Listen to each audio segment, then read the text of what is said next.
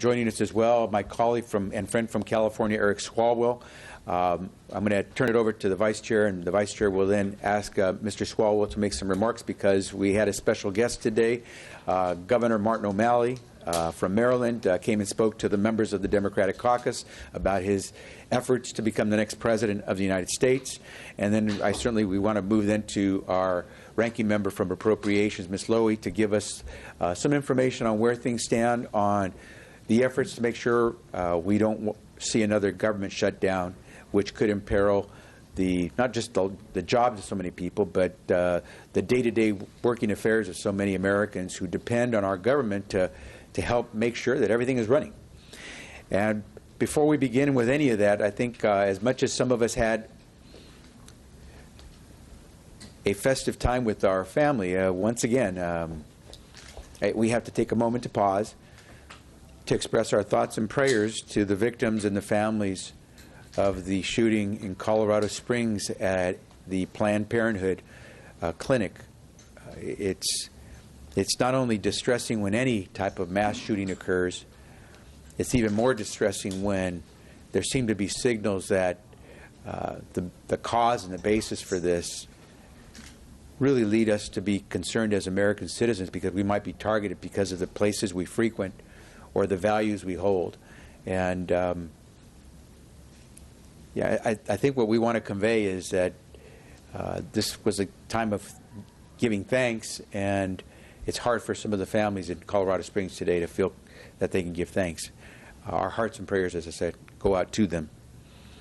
Speaker Ryan started his speakership less than a month ago, essentially saying that he wanted to start with a clean slate. He wanted to turn the page so we could move forward. And we have many deadlines to cover in the next few days, quite honestly. There are no more than about 6 legislative days before we must have a budget in place. Otherwise, the government would shut down. The difficulty is this. Speaker Boehner, who was forced out by his Republican colleagues, essentially helped clear the deck for the next and new speaker, Mr. Ryan. The difficulty is on the things that matter most to Americans, we're seeing very little, unfortunately, being done. We continue to take action on the floor of the House to have moments of silence when we see these mass killings, but we take no votes to try to close the loopholes that exist in our gun safety laws. We haven't had a chance to vote on a bill that would let us have a universal background check of anyone who wishes to possess a gun to make sure that they are not mentally unfit or aren't criminals and felons. We are, as I said, 6 days away from watching Republicans in Congress and control of Congress lead to another government shutdown if we can't get a budget in place. As much as we would like to see a clean slate moving forward so we can do things, what we're finding is that the budget bill may be littered with all sorts of social agendas that have nothing to do with the fiscal requirements of our country to move forward. And so we would like to see a clean budget bill move forward, not littered with so many things that have nothing to do with the fiscal demands of our government and our economy. We'd like to make sure that we clear the decks and finally get on the books a bill that would let our cities and our towns and our counties go back to the business of rebuilding roads, fixing bridges, improving schools. But it's tough when we can't get the transportation infrastructure bill out of Congress. And so there are a lot of things that we need to do. We'd like to help Speaker Ryan maintain a clearing of the decks so we can get going, but we got to do this the right way. We got to do it cleanly, and we're hoping that we can take action, not just on gun safety, not just on a budget, not just on transportation, better roads and bridges so we can get to work on time, but dealing with all the issues that confront us, including security, national security, and the threat of global warming, climate change, and carbon pollution, which could endanger all of us, and certainly our kids and our grandkids. With that, let me turn it over to the Vice Chair, Joe Crowley. Thank you, Chairman Becerra. Let me first thank you for remembering the victims of gun violence once again in Colorado, whether it be in a mall, in a theater, in a school, and now in a health clinic. These acts of violence ought not to be taking place. These acts of terrorism ought not to be happening in the United States. It's time for people on all sides of this issue to come together, maybe in a select committee. It'd be nice if the Speaker of the House would call a select committee to deal with the issue of gun violence and gun terrorism here in the United States. I won't hold my breath for that, but it'd be maybe a good time to do that. So all people of goodwill on all sides come together to find real solutions to tackle this issue that we're all facing in America today. And our thoughts and prayers continue to go out to the people of Paris and as well as Lebanon as they recoup from the most recent terrorist attacks within those countries. And we applaud the efforts that the President is making in Paris as he works towards tackling the global issue of climate change. But here we are in the act before it is too late session. Once again, we're back to governing by crisis to crisis, man-made fiscal cliffs, man-made crises. December 11th is now our most recent deadline. And I agree, concur wholeheartedly with the chairman in all the myriad of issues that need to be done before we leave this year and have a clean slate, as Speaker Ryan has talked about, for next year. One of the issues that's very close to me, as well as I know Chairwoman Lowy, is the issue of the Zadroga Act, the 9/11 Victims' Health and Victims' Compensation Bill. We were led to believe that there was a strong possibility that that would be included in the transportation bill that we expect will be filed today and voted on as early as Thursday, only to be told that it's no longer a part of that legislation. I don't care how it gets done. This act needs to be reenacted. Too many people are facing this holiday season, facing long-term, debilitating, life-threatening diseases because of their exposure to what was known as the pile, the rubble, ground zero after the attacks of 9/11. The events of that day continue to have effect not only in New York but around our country as well. People who gave all, ran into those buildings to save lives, find themselves now suffering with incredibly debilitating diseases. This Congress, before we continue to say we never forget, we actually cannot forget these men and women who are suffering. Not let another year go by without them understanding whether or not they will have health care coverage to cover the costs and needs that they are facing as they struggle with stage 4 cancers as well as other debilitating diseases. And before I turn the microphone over, I just want to also mention it was great to see this morning an old friend in Governor Martin O'Malley. Our families have a long history, go back a couple of decades. And it's great to hear his thoughts about his positioning as he runs for President of the United States. I have great admiration for him. But here to speak about what the governor spoke about this morning is Eric Swalwell, his chief cheerleader in the House of Representatives today. Thank you, Joe. Thank you, Chair. We will, I expect, this week have another moment of silence for victims of gun violence. And sadly, that moment of silence will not be followed by any moments of action under this House Republican leadership.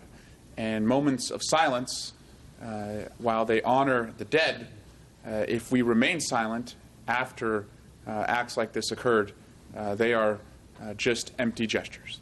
And it's hard to stand on the floor of the House of Representatives when this happens, to look around and wonder which of your colleagues will stand in the well next week when someone in their community falls victim to a mass shooting.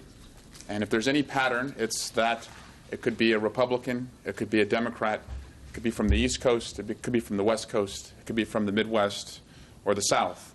But there will be somebody in the coming weeks who will stand on the floor to honor people in their community who have died until we do something about it. I had the honor today to introduce my friend and someone I'm supporting for President, Governor Martin O'Malley. And he demonstrates the courage that we need from this House Republican leadership in the actions that he has taken to address gun violence.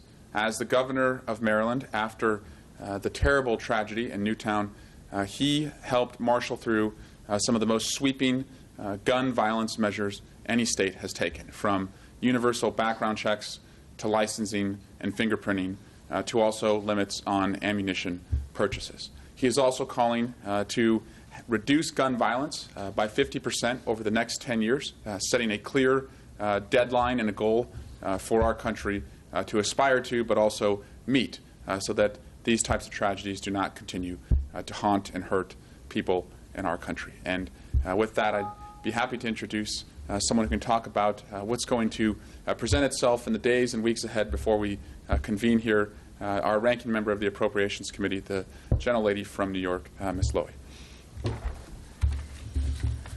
Thank you very much. Over the past several weeks, appropriators on both sides of the aisle have been working together, trying to focus on investing in our economy, building our roads, bridges, dealing with climate, dealing with all the challenges that we have to make sure that our communities are strong.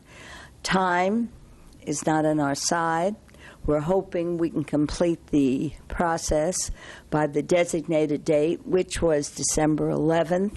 And as we move forward, we will continue to stress investments and not certainly deal with the poison pills that some have been advocating. So as the process moves forward, I'm hoping we can all get together and talk about the real investments that are making our country strong, and that they will be reflected in the appropriations process.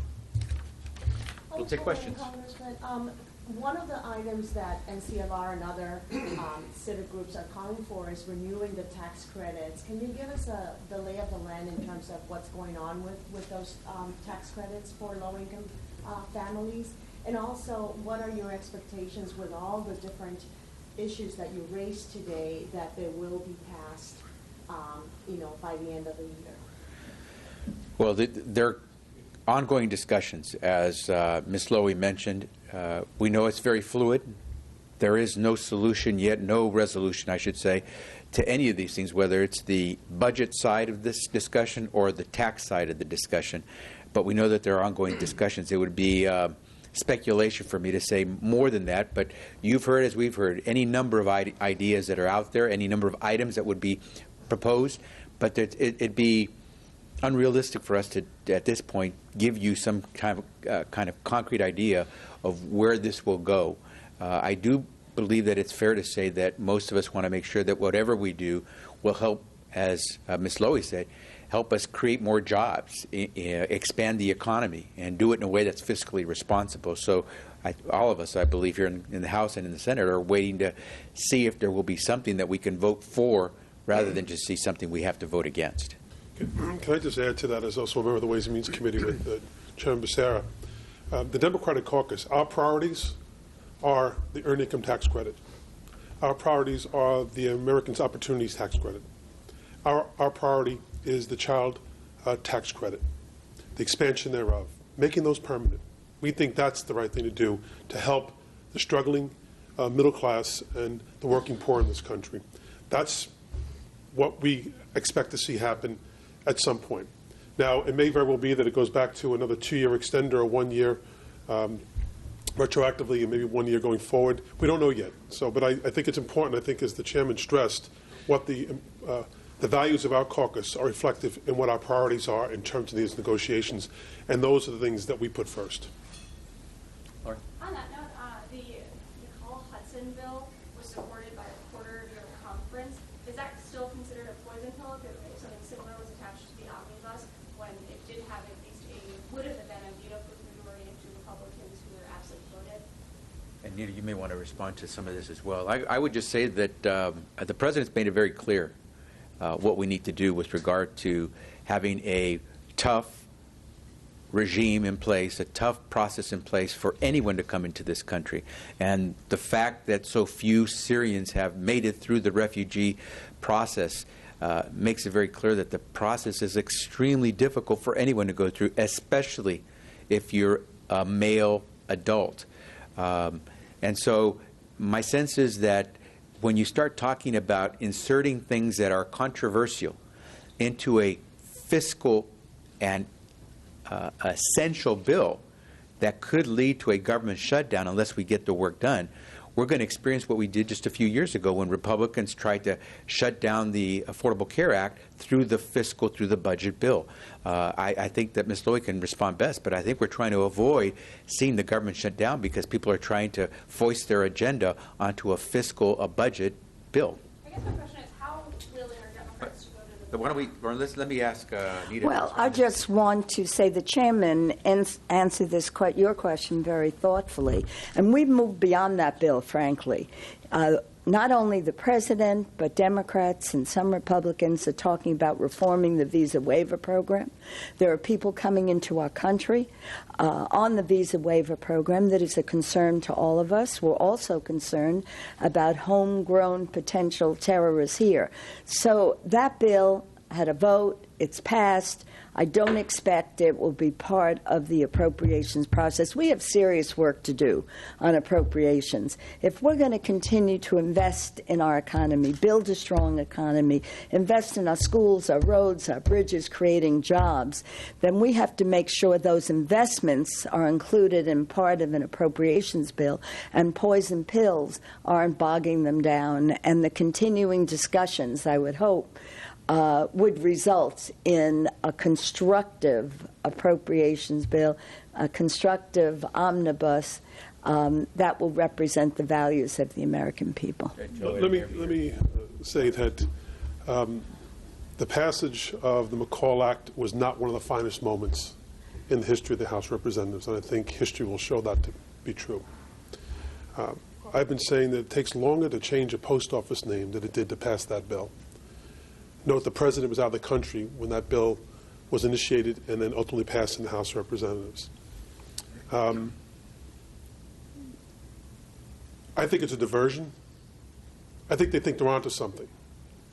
You know, the horrific attack in Paris and in Lebanon, let's not forget, as I think the president has said, has created a level of fear throughout the world, but particularly here in the United States. Our response needs to be a thoughtful response. And I think this is a diversion. And somehow, if we somehow stop these refugees, these women and children, these older people from coming into the United States who, if they stay in their country, many of whom face death, rape, and torture. Not necessarily in that order, death being the ultimate consequence for many of them. That speaks poorly of our country, if that's the case. But quite frankly, it is a diversion from really tackling the issue, as Ms. Lowy said. The visa waiver program is something that I don't think we should stop, but that and I'm grateful that the president is taking steps and actions now, thoughtful steps and actions, to beef that up. Because I do think that is a vulnerability that we have within the present program. But secondly, and I think Nita touched on this, there is a tremendous loophole in the United States. There is a terrorism watch list that exists. We have this terrorism watch list. Justice has it. Homeland Security has it. And yet, because of the laws of this country, we cannot have background checks when those individuals, if those individuals attempt to purchase a weapon in the United States. Now, isn't that something we should try to close? Who reasonably thinks we should not deny weapons to terrorists who want to destroy our way of life? Who could reasonably argue against that? And yet, there was no discussion. That bill was never brought to the floor. There's been no hearing on that legislation at all. If we want to really address the issue of homegrown terrorism, as well as the threat of international terrorism here in the United States, that's a productive way to begin to address this issue. But there is no courage on the other side of the aisle to bring that bill up, because we know that's a tough bill to pass. But I think if we did do that, we'd make remarkable improvement in terms of securing our homeland. Sorry, did you want to follow up? Yeah, Okay. Mike? Same topic. You said that the McCall bill will not be a part of the omnibus. Do you see that issue being part of the omnibus? Can the visa waiver be one of the Oh, there are a lot of discussions, so anything can be part of the omnibus if there's Democratic and Republican agreement. I just wanted to make it clear that McCall bill is old news now.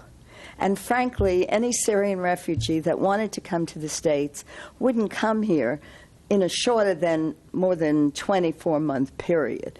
So we move on to the visa waiver program, and that should be the focus. I'm concerned about homegrown terrorists, thousands of people who go to Syria, go to Afghanistan, go to Libya, get trained, want to come back, could travel here from Paris, Italy, any place else. It's the visa waiver program is key. We've moved past the McCall bill. Yes. Speaker Ryan this morning mentioned the Murphy mental health bill as a potential response to the shooting in Colorado. I don't think there are a lot of Democrats for the subcommittee, but can you... What bill? Can you... Murphy. Oh, Yeah, Mental health. it's, you know, something very unfortunate happened with that bill. It started off as a bipartisan bill. And then, as Ms. Lowy can tell you with regard to the appropriations bills that she's saying, something very interesting happens. Those bills, before they get to the floor of the House for a vote, get stripped of the bipartisan portions of the bill, and they become very, very partisan. And it's unfortunate because I think all of us would agree that something we can do pretty immediately to provide gun safety to America and to all Americans is not just having a universal background check for those who wish to secure a gun, but to have a beefed up mental health system to be able to find and provide the assistance, the mental health services that people need, so that we don't let them get their hands on weapons when they're not in a mental state that would allow them to make good judgments. That bill, the Murphy bill, has become unfortunately a partisan bill when it could have been a totally bipartisan bill, and that's unfortunate because we need to get things done. And if the Speaker wants to fulfill that pledge of having a clean slate and moving forward together, then he should put back the bipartisan portions of that bill so we can have a bipartisan vote to help Americans be safe. By the way, if we're talking about bipartisanship, the bill was referenced several times, the terrorism watch list. I've introduced it over and over again in the Appropriations Committee. Unfortunately, it hasn't gotten bipartisan support. Any other questions? Yes, sir. Yeah, just going back to Governor O'Malley's visit, did he set up any specific policy differences between himself and Secretary Clinton and Senator Sanders in the room? And just generally speaking, sort of, how was his message received by the Congress? Governor O'Malley spoke first about his record as a governor of Maryland, as the mayor of Baltimore, but also just about the young people he has spoken to across the country and the message he believes they're waiting for, which is one of new leadership and getting things done. And he believes for our party, and I believe the same, people are hungry for that right now. They're hungry for a new leader who is proven, who has a progressive record of actually accomplishing stuff that he has done in Maryland. And the list is from the DREAM Act to same-sex marriage to reducing gun violence to also increasing the minimum and having a living wage there. So he put forward his accomplishments, his aspirations as president, and we'll leave it to members of the caucus and the people in the country to draw the distinctions. And I'll mention that not only was he well received, he received a standing ovation and quite a bit of applause. And so he's considered a great friend, a great Democrat, and one of the best governors that we've seen in quite some time. So I think all of us were thrilled and pleased that he took the time to visit with us and give us more words about his leadership and what he would do for this country. With that, we'll close, and we all thank you very much. Are you going to be making an announcement on these two endorsements, like yesterday in the Senate with Secretary Clinton? Several Democratic senators. We'll leave that to came the out. candidates to do. Thank you.